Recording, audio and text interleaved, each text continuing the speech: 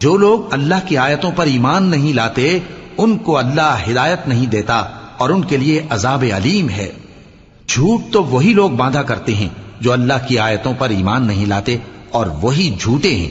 جو شخص ایمان لانے کے بعد اللہ کے ساتھ کفر کرے وہ نہیں جو کفر پر زبردستی مجبور کیا جائے اور اس کا دل ایمان کے ساتھ مطمئن ہو، بلکہ وہ جو دل سے اور دل کھول کر کفر کرے، تو ایسوں پر اللہ کا غضب ہے اور ان کو بڑا سخت عذاب ہوگا۔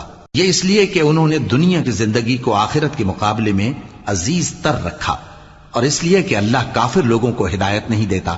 یہی لوگ ہیں جن کے دلوں پر اور کانوں پر اور آنکھوں پر اللہ نے مہر لگا رکھی ہے، اور یہی غفلت میں پڑے ہوئے ہیں۔ کچھ شک نہیں کہ آخرت میں یہی لوگ خسارہ پانے والے ہوں گے۔ پھر جن لوگوں نے ایذائیں اٹھانے کے بعد ترک وطن کیا، پھر جہاد کیا اور ثابت قدم رہے، تمہارا پروردگار